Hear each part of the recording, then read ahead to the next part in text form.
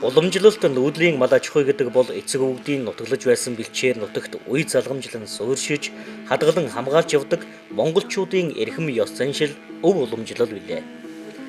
Монгол улс зах зээлийн эдийн засагт шилжснээс хойш мал сүрэг хувийн өмчөд шилжиж, бэлчээрийн зохистой ашиглалтын нэгдсэн бодлого алдагдаж, малчид хаяа багтахаараа бууж, хамар багтахаараа идэх гэсэн зарчмаар бэлчээрээ ашиглах боллоо.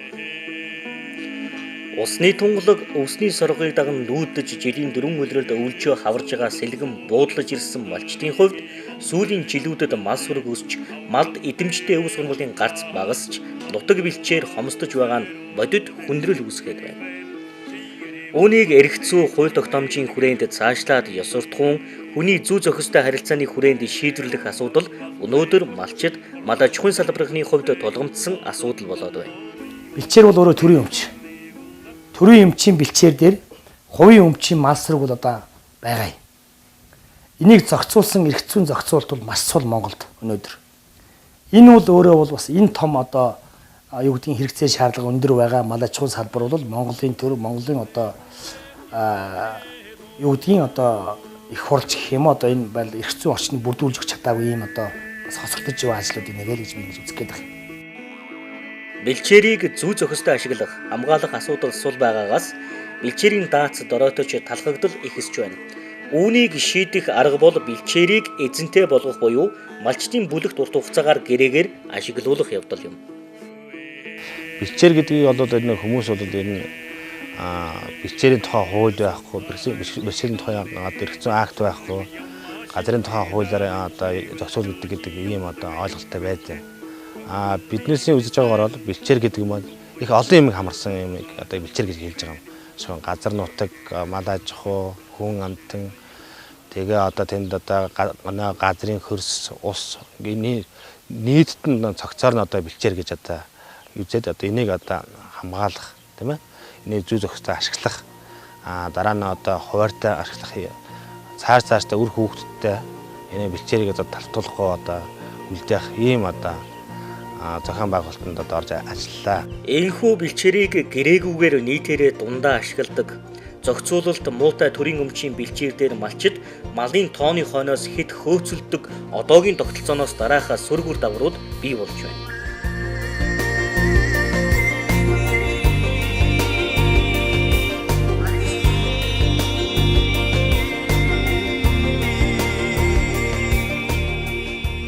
Бэлчээрийн чанар төлөв байдал муудаж дороотол нэмэгдэж байна. Малын чанар ашиг шимийн чадах муудсан. Малчдын хөрөнгө орлого бага, эрсдэлт эмзэг байдал нэмэгдсэн. Бэлчээрийн газраас өөр ангилалд шилжүүлснээр бэлчээрийн талбай улам бүр багасж байна. Эдгээр үр дагаврыг нотлох зарим тоо баримтаас дурдвал 1945 оноос хойших Монгол улсын мал сүргийн тоо толгой тогтмол байснаа мал хувийн өмчөд шилжснээс хойш буюу 1999 оноос хойш огцон өссөөр 2015 оны эцсээр ихэд мал сүрэг 55.9 сая толгойд хүрлээ.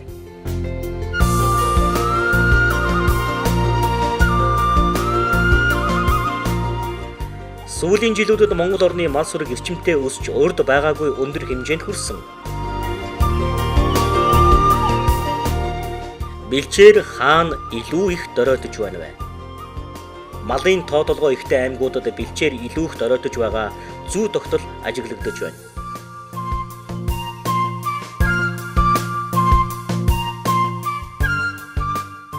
Бэлчээрийн мониторингийн улсын хэмжээний тайлан дүгнэлтээс харахад Монгол орны бэлчээрийн 65% нь унган төлөв байдлаас өөрчлөгдөж тодорхой хэмжээгээр дороотжээ.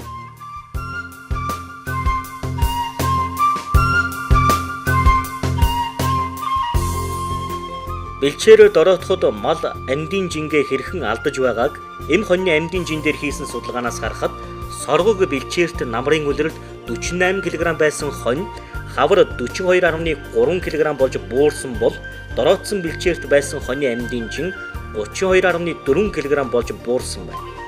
Даатсан тохирсон бэлчээрт эм хоньноос хоногт гарах сүүний хэмжээ 165 г байгаа бол даац хэтэрсэн бэлчээрт нэг хоньноос 60 г сүү гардаг гэсэн судалгааны дүнгээс харахад бэлчээрийн даац их малын жилбэнд ямар их нөлөөллийг харуулж байна.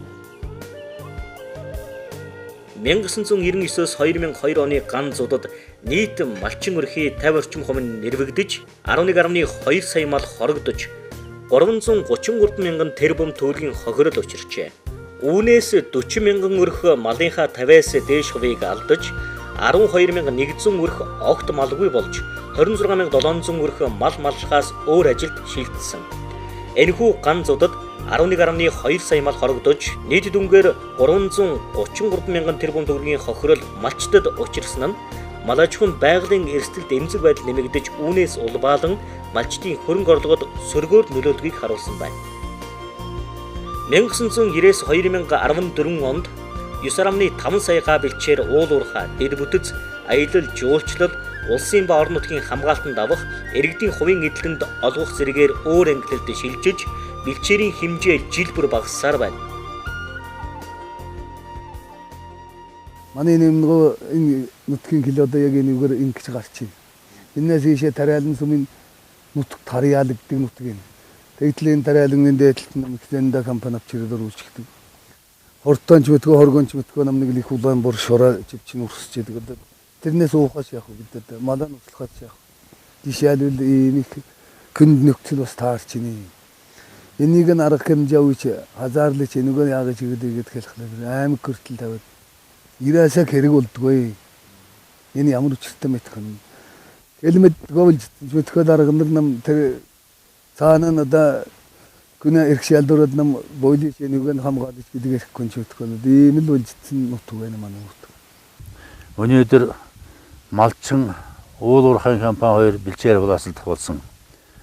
Малчин доржийн өвдөсөөс наашаа олон үе дамжин ашиглаж амьдарч ирсэн нутаг бэлчээрийг бол нэг л өдөр уул уурхай компани ирээд тухаж дөнгөж эхэлж байна. Тэгээд энэ хоёрын хооронд бол маргаан бий болж малчин хэлж байгаа юм. Энэ бол миний өвдөсөөс наашаа ашиглаж ирсэн давнуун нутаг бэлчээр учраас би энийг хуулахгүй. Миний амьдралын их үндсэнтэй холбоотой энийг хуулж төнхүүлээд одоо юу яавал би цаашаа амьдарч чадахгүй гэж. За уул уурхай компани бол Монголын төрөөс авсан зөвшөөрөл бичгтээ би энийг заавал ухнаа гэж. За энэ хоёр хуулийн байгууллагад хандахад бол уул уурхай компани дийлж малчин бол хөвлж бэлчээр алдаж байгаа юм л да. Малын тоо толгойг хяналтгүй, эдийн засгийн эргэлтэнд оруулалгүй өсгөх ганц талыг барьсан хандлагын уршгаар бэлчээрээ талхлан доройтуулж, мал сүргээ тижээлийн ужиг хомсдолд оруулж, бэлчээрийг нийтээр дундаа өөрөмсөг бус сэтгэлээр ашиглаж ирсэн одоогийн тогтолцооны учруулсан хор уршиг эргээд малчдад өөрсдөд нь сөргөөр нөлөөлж байгааг олон баримт харууллаа. Хэрв энэ байдлаар цааш явбал нэн төрөнд бэлчээр улам дордох тул гарцаагүй нэгийг бодох цаг ирээд байна. Бэлчээрийн зохистой ашиглалтыг нэвтрүүлж чадвал доройтсон бэлчээр сэргэх боломжтой бөгөөд зохистой ашиглалтыг нэвтрүүлэх арга зам нь бэлчээр ашиглалтын гэрээг хэрэгжүүлэх явдал юм. Газрын тухай хуулийн 52-ийн 2, 52-ийн 4, 52-ийн 5 дахь заалт, иргэний хуулийн 195-аас 199 дугаар заалтууд нь бэлчээрийг малчдад гэрээгээр ашиглуулах хэрэгцээ үндэслэл болно.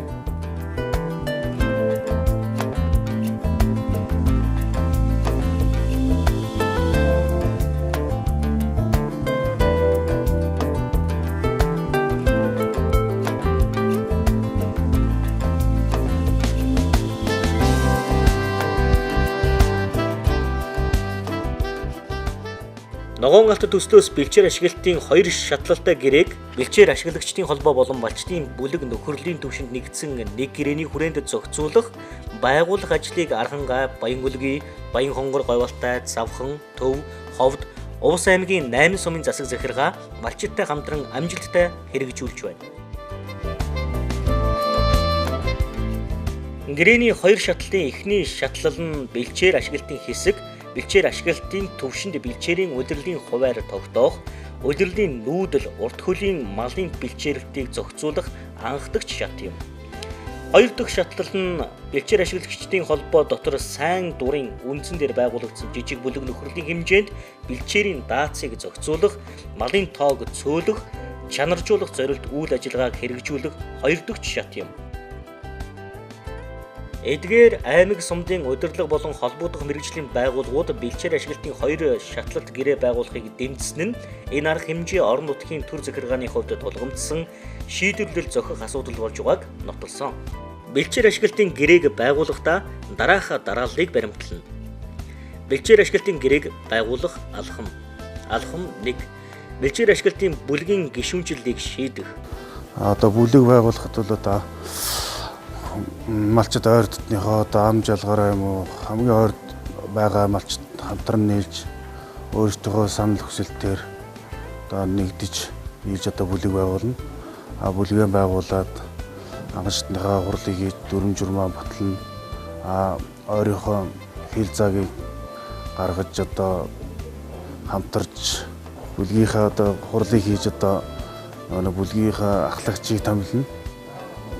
Ер нь бол бүлэг байгуулагчнаар бол бүлгийн гишүүд бол одоо хамтарч өөрийнхөө бүлэг дотор ажиллагаан зохион байгуулснаар бол малчд бол өөрсөндөө их ашигтай. Хамгийн гол нь сэтгэл нэгж хамтарч нэгэн чигүүрт яг л нэгэн зорилготой сэтгэл нэгдсэн байх ёстой. Одоо бүлгийн зохион байгуулалтанд ороход Алхам 2. Гэрээгээр ашиглах бэлчээрийн хил заагийг тогтоох.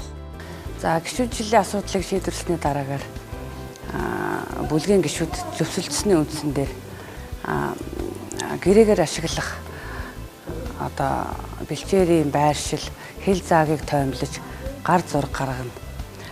Бүлгийн гишүүд гар зураг гаргахдаа бүгдээрээ байлцсан ялангуяа эмэгтэйчүүдийн оролцоог нэн сайн оруулах шаардлагатай. Алхам 3. Бэлчээрийн хил заагийг хөрш малчидтай зөвшөлдсөх. За хэсгийн хил хязгаарыг тогтоохдоо бид нар гар зургаа эхэлж гаргаад түүний дараа болохоор хөрш малчтайгаа одоо жишээ нь нөгөө талынхаа малчид энэ талынхаа малчтайгаа бид нар очиж өөрсдөө эхэлж гар зургаа гаргачаа дараа нь нөгөө малчд дээр очиж уулзсан малчин өрхөттэйгаа. Тэгээд бид нар энэгээр хил тогтож байна. Танаа хайж яа хүлэн зөвшөөрж байна уу? Болж байна уу? Танаа хил рүү орж байна уу? Танаа үлж авч байгаа ойрхон байна уу гэдэг төлөө тэр талаар нь яриад болж байгааг бол бид нар тэдгээр нь гарын үсэг зургуулж авахуулаад тэгээ бүлгийнхэн хил хязгаарыг бид нар тогтоодгоо. Алхам 4. Бэлчээр ашиглах хүсэлтэд багийн иргэдийн хуралд гаргах. Бид бэлчээр гэрээгээр ашиглахын тулд одоо багийнхаа иргэдийн нийтийн хуралд хүсэлт гаргаад энд одоо хэлийн зааг, малын бэлчээрийн даац, хил залгаа малчтай маргаангүй байна гэсэн зөвшөлдсөн зэрэг зүйлүүдийг багтааж бичгээр багийнхаа иргэдийн нийтийн хуралд гаргаад малчтын энэхүү санал хүсэлтийг багийн иргэдийн нийтийн хурлын дарга багийн хурлын тэргүүлэгчтэйгээ хянаж үзээд энэ асуудлыг багийнхаа иргэдийн нийтийн хурлаар оруулж шийдэлцүүлье гэж ингэж үздэг. Тэгээд энэ хурлын хүсэлтийн маань багийн иргэдийн нийтийн хурлаар олонх маань дэмжих юм бол багийн иргэдийн хурлын даргын шийдвэр тогтоол гаргаад сумынхаа засаг дарга иргэдийн нийтийн хуралд энэ зүйлийг дамжуулдаг. Алхам 5. Сумын засаг дарга захирамж гаргах гэрээ байгуулах. За бэлчээр бол мэдээж төрийн өмч байгаа. Энэ төрийг төлөөлж гол шийдвэр гаргах субъект бол орон нутгийн багийн иргэдийн нийтийн хурал, сумын засаг дарга. Багийн иргэдийн нийтийн хурлаар тухайн бэлчээр ашиглалтын хэсгийн хүслийг судалж үзээд олонхороо энэ хэсэгт эзэмшүүлэх нь зүйтэй гэж ашиглуулах нь зүйтэй гэж үзсэн нөхцөлд сумын засаг дарга багийн иргэдийн нийтийн хурлын шийдвэрийг судалж үзээд холбогдох хууль журамд нийцсэн байх юм бол уг бэлчээрийг хуулийн хүрээнд ашиглуулах шийдвэрийг гаргаж болно. Ашиглуулах хугацаа бол хуулийнхаа зүйл заалтын дагуу 15-аас 60 жилийн хугацаатай байгаа. Тэгээ мэдээж энэ гэрээг байгуулахдаа өмчлөлтийг төлөөлжүүл сумын засаг дарга бэлчээр ашиглалтын хэсгийг төлөөлжүүл бэлчээр ашиглалтын хэсгийн ахлагч гарын үсэг дурж гэрээндээ үүрэг хариуцлага тодорхой болгож зааж өгөөд цаашд газар ашиглуулад явна. За бэлчээр ашиглалтын гэрээнд бэлчээр ашиглалтын хэсгээс гадна нөхөрлөл иргэдийн бүлэгт ашиглуулах нөхцөл тэр хүмүүсийн оролцоог жигд ханга үүрэг хариуцлага өршөө тодорхой болох үүднээс бүлгийн бүх гишүүдийн гарын үсгийг бас зурулж гэрээг байгуулдаг байна. Ийхүү бэлчээр ашиглалтын холбоо бүлгийн малчтын сумын засаг даргатаа байгуулсан бэлчээр ашиглалтын гэрээнд бэлчээр ашиглалтын зориулалт дааз талуудын эрх үүрэг хариуцлага, талуудын хооронд үүсэх маргааныг хэрхэн зохицуулах, мөн гэрээг цуцлах нөхцөл зэргийг нарийн тусган оруулна. Гэрээний хавсралтанд 1. Бэлчээр ашиглагч малчдын хэсэг бүлгийн гишүүн өрхийн мэдээлэл. 2. Гэрээт бэлчээрийн хэмжээ байршил, удирдлагын хуваарийн зураг. 3. Бэлчээрийн газрын экологийн чадвархын зураглал, бэлчээрийн төлөв байдал, шилжилтийн загвар экологийн бүлгүүдээр. Бэлчээр ашиглалтын гэрээний хэрэгжилтийг фото мониторингийн аргаар үнэлэх суурь мэдээлэл зэргийг хавсаргана. Бэлчээр ашиглалтын холбоо бүлгийн малчид малын тоо толгойг бэлчээрийн даацад тохируулахад чиглэсэн арга хэмжээ авч хэрэгжүүлэх нь бэлчээр ашиглалтын гэрээний амин чухал хэсэг бөгөөд ногоон алт төслийн хүрээнд 348 малчин өрхөөс авсан судалгаагаар тэдний 69.3% нь малынхаа тоог бэлчээрийн даацад тохируулахыг зөвшөөрчээ. Бэлчээрийн даацыг нэмэгдүүлснээр бэлчээрийн төлөв байдал сайжирч, мал аж ахуйн эрсдэл бууран, малчдын орлого тогтвортой өсөх замд орно. Сүүлийн 4 жилд нийтдээ 900,000 гаруй удаа бэлчээр ашиглалтын хэсгүүдээс 470 гаруй бэлчээр ашиглалтын хэсгүүд бэлчээр ашиглалтын гэрээ байгуулад байгаа. Энэ дундаас одоо зарим хэсгүүд, зарим одоо сумдад бүр санаачлаг гаргаад гэрээгээ бүр илүү одоо тодорхой нөхцөлтэйгээр ялангуяа сүүлийн бэлчээрийн татлагдал маш их ихтэж байгаа холбоотой бэлчээрийн татлагдлаас хэрхэн сэргийлэх үү, малын тоогоо яаж бууруулах үү, хэрэг малын тоогоо бууруулсан тохиолдолд одоо орон нутгийн засаг хамнаас яаж малчтай дэмжих үү, амжиргаагаа тэгээ нийт төрхийн орлогоо бууруулахгүй одоо малын тоогоо цорвол ямар арга замууд байна.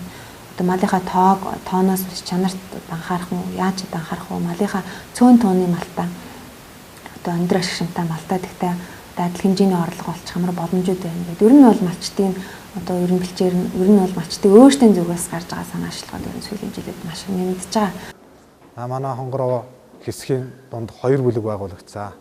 Хадад ширээ болон гэдэг. За манай хадад бүлэг ширээ болон бүлэг 2 нь болохоор ер нь сумынхан засаг дарагтаа гэрээ байгуулад гэрээгээ болохоор 15 жилээр гэрээ байгуулсан. Гэрээнийхээ үндсэн дээр болохоор бид нар төлөвлөгөө гаргаад төлөвлөгөөг нь болохоор бодлого судлалын төвтэй хамтарч үйл ажиллагааны одоо 3 жилийн цогц төлөвлөгөө гаргасан. Тэгээд бид нар цогц төлөвлөгөө гаргаад эхний удаа бол малын цөөрүүлэх аргыг бол бид нар бол малчтаа хэлж ойлгуулад мал бол цөөрсөн. Тэгэд малын тоог одоо бууруулах тал дээр болохоор бид нэр болохоор ерөнхийдөө бол хүмүүсүүд анхандаа бол малын тоо толгойг бууруулна гэхээр үл их дургуутсаж тийм ээ. Бидний амьдрал ахуйгаа авч явж байгаа ганц мал болохоор яхаараа бид нар малаан цөөрүүлэх ёстой бэ гэж их эсэргүүцэж байсан. Сүүлдээсээ за та нар ингээд малаан өсгөлөө гэхэд бэлчээргүй болчвол та нар яах вэ гэдэг асуудлыг тавиад бид нар зөв талаас нь ярьсны үндсэн дээр малчид бол зөвшөөрөөд өөрөөсөө за би тэгвэл тэдэн малаа цөөлөё, тэдэн малаа бид нар заръя, ашиг шимтгий мал авъя, ер нь өөр өрхөө орлого олё гэдэг талын юм яриад өөрөөсөө нь гарын үсэг зуруулаад за танах хэдэн мал цөөлөх үү, хэдэн мал цөөлөх үү гэдгийг гарын үсгийн зуруулаад баталгааж болсон. Энэ бол хамгийн тохиомтой ер нь бол энэ бол боломжтой санагдсан юм гэж л бол. Тэрийг яаж баталгаажуулах вэ? Би 2015 онд танах хэдэн мал одоо цөөлнө өөрсдөө гар үсэг зурцсан бахаар нь би 2005 оныхоо малын тоог аваад за танах хэдэн мал цөөлсөн байна уу, гүү байна уу гэдгийг бол тэрэн дээрээс нь шалгаж үзээд танах хэрэг цөөлөөгүй танах яагаад цөөлөөгүй бэ? Ямар учраас вэ гэдэг ихтэй шалтгааныг асуугаад тэгээд тэднэрт бол хариуцлах тооцох асуудлыг бол ярьсан. Тэрийг бол бүлгийнхэн хурлаараа 4 журамдаа тусгаж гисэн. Энэ хоёр бүлгийн малынхан тоог эднэр болохоор 4 жилээр яриад 4 жилд нэг 8% бууруулъя гэдэг ерөнхий өөрсдийнх нь саналыг үндэслээд бид нар тийм санал гаргасан. Тэгээд энэ жилийн хувьд болохоор 2015 оны эцсээр болохоор бид нар 8% буур давуулан биелүүлээд 10 хадад бүлэг нь болохоор 12%, ширээ болон бүлэг нь болохоор 15% давуулан биелүүлсэн байсан. Энэ бол бас давуу тал. Одоо дахиад 2016 онд болохоор дахиад 8% бууруулна.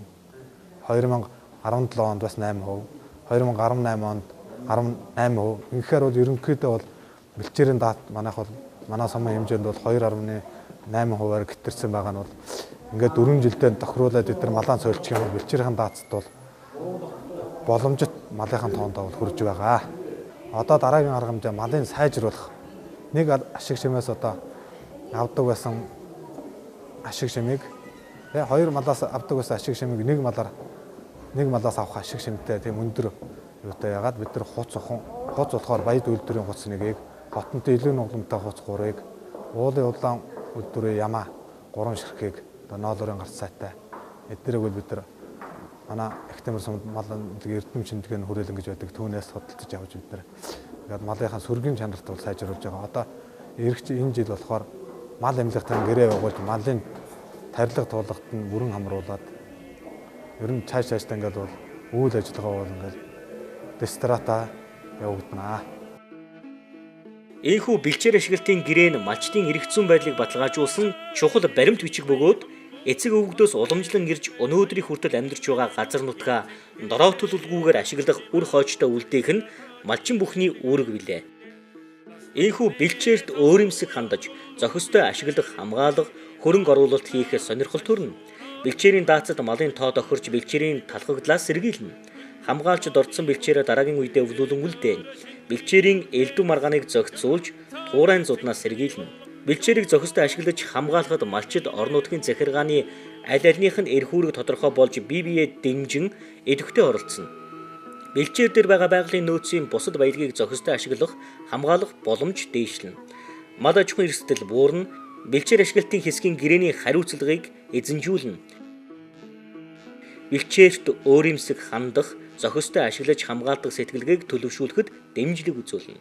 За манай сумын 1-р багийн нутаг дэвсгэрт энэ үйл ажиллагааг сая бид нар энэ 5 сард туршиж хийгээд ер нь малч гэсэн одоо ам сайтай байгаа. Яагаад тэгэхээр нэг их олон жил хоорондоо маргаад мөн цум орондоо бид нар ч гэсэн тэрийг чийлүүлэх дээр нь бэрхтээ ийм асуудлыг нөгөө албан бус хэлийн албажуулаад өгөхээр албан ёсны. За чиний өвлжөөний бэлчээр чинь энэ байна.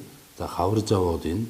За танах энэ бэлчээрдээ яг хонь толгой чилж үүснээр төдөн толгой хонь толгой чилж үүсгэхэд ийм толгой мал өвлжгөр ийм дастай байна. Дээр нь дундын бэлчээр чинь энэ дундын бэлчээр дээр бас бид нар гэрээндээ тусгаад нөгөө нэг нь төрүүлж өвлжөөр орчдөг нөгөө нь хожимдж ороод нөгөө дундын бэлчээрийн чи ижлээ би ижлээ гэдэг маргааны бас зогсоодох үүднээс гэрээндээ бол бүгдийг тусгаж өгсөн байгаа. Бэлчээрийг гэрээгээр ашигласнаар бэлчээрийг хашаад уламжлалт нүүдэл суудал байхгүй болж довн дээрээ үхэх сэхэ үзнэ гэсэн зарим нэг буруу ойлголт байдаг. Энэ нь харин Монголын уламжлалт дөрвөн улирлын нүүдэл, суудал, ган зуудын үед ордог отрын нөөц нутгийг ашиглах эрхийг баталгаажуулах бөгөөд ингэхдээ цаг хүндэрсэн үед бэлчээрийн даацад тохируулан гэрээт бэлчээрт харилцан орж гарах эрхийг баталгаажуулж туурайн зуднаас сэргийлэх ач холбогдолтой. За ингээ гэрээгээр ашиглаад явчих юм бол ерөөсөө нүүдэл суудал маань хоригдчих юм шиг гэж ярьдаг. Энэ бол таны ч эсрэгээр одоо бид нар нөгөө өвлж авч байгаа газрыг одоо баталгаажуулаад одоо хил цагийн тогтоогоод ингээд одоо тухайн малчны бүлэг малчт маань одоо олон жилийн хугацаанд одоо ашиглах ийм боломжтой болж байгаа. За дээр нь бас яаж байгаа гэхээр бас нэг одоо уул уурхайн компаниудад одоо нөгөө ашиглалтын лиценз одоо хайгуулын лиценз одоо бэлчээрийн газраас нэлээд авагддаг. Тэгэхээр энэ дээр бол тухайн малчны бүлэг нөхөрлөл маань гэрээтэй байх юм бол эргээ тэр компаниудтай уул уурхайн компаниудтай бол нөгөө нөхөн төлбөрийн асуудлыг ярих одоо аль аль нь одоо уурхайн компани ч гэсэн малчны нөхөрлөлч гэсэн одоо бэлчээрийн газрыг нөхөн төлбөрийн тухай одоо ярилцах тийм боломж бий болж. Ягаад гэвэл энэ маань тухайн малчны бүлгийн одоо ашиглаж байгаа бэлчээрийн хил заагийн тодорхой ашиглаж байгаа талбайн тодорхой байдаг учраас энэ дээр одоо тухайн нөгөө уул уурхайгаас ямар хөрөлж усны тооцох боломжтой болдог. Энэний үр дүнд бол яадаг вэ гэхээр нөгөө нөхөн төлбөрийн асуудлыг хоёр талаас шийдэхэд одоо хялбар төвтэй болдоо. Бэлчээр ашиглалтын гэрээ нь ингэж уул уурхайн лиценз зэрэг бэлчээрээс дур зоргоороо тастан авч байгаагийн эсрэг хамгаалалт болно. Ингэхдээ уул уурхайд огт ашиглуулахгүй гэж байгаа биш, харин ашиглахдаа малчтад нөхөн төлбөр олгож хохирлгүй болгох. Ингэснээр малчтын зүгээс маргаангүй болж уул уурхайн компани цаашдын үйл ажиллагаанд ч саад болохгүй хоёр талын эрх ашигт нийцсэн нөхцөлийг бүрдүүлнэ. Өнөөдөр малчтын өмнө мал аж ахуйн хөгжлийн хоёр зам тулгараад байна. Эхнийх нь буюу бэлчээрээ нийтээр гэрээгүй ашиглах зам. Энэ замыг сонгосон малчид малаа эргэлтэнд оруулахгүйгээр малынхаа тоог өсгөж, ингэснээр орлогын нь өсөлт нь удаан байх. бэлчээрийн даатс хэтрэх, бэлчээрийн төлөв байдал муудах эрсдэлтэй. Энэ нь эрсдэл савлгаатай үр ашиг багтаа мал аж ахуйн эрхлэх нэг зам юм. Хоёр дахь зам нь бэлчээрээ гэрээгээр ашиглах сонголт бөгөөд ингэснээр малчид малын тоогоо бэлчээрийн даацад нийцүүлэн даацаас илүү гарсан малыг үш ятаагаар эргэлтэнд оруулж орлогоо тогтвортой өсгөнө. Энэ арга хэмжээг авснаар бэлчээрийн даац тохирч төлөв байдал нь сайжран эрсдэлгүй өндөр үр ашигтай мал аж ахуй эрхлэх нөхцөл боломж бүрдэнэ. Бэлчээрийн даац нь 61% хэтэрсэн. Өрхийн жилийн орлого нь 15 сая төгрөг байгаа малчин өрхийг жишээ болгон авч эдийн засгийн тооцоо хийхэд бэлчээрээ нийтээр гэрээгүй ашиглах замыг сонгож малын тоогоо өсгөвөл 5 жилийн дараа бэлчээрийн даац хэтрэлт нь 50% нэмэгдэж өрхийн дундаж орлого нь өчүүхэн бага хэмжээгээр нэмэгдэнэ. Бэлчээрээ гэрээгээр ашиглах замыг сонгож малын тоогоо даацад тохируулан эргэлтэнд оруулбал бэлчээрийн даац хэтрэлт 40% буурч өрхийн дундаж орлого нь бараг 1 дахин нэмэгдэхээр байна. Тиймээс хөгжлийн хоёр замын алийг нь сонгохоос мал аж ахуйн салбар малчны ирээдүй хамаарах болоод байна. Малчид зөв сонголт хийх нь малчдын ирээдүй хойч үедээ бэлчээр нутгаа бүрэн бүтэн талхагдалд оройтолгүй эрүүл хэвээр нь үлдэх боломжийг бий болгоно.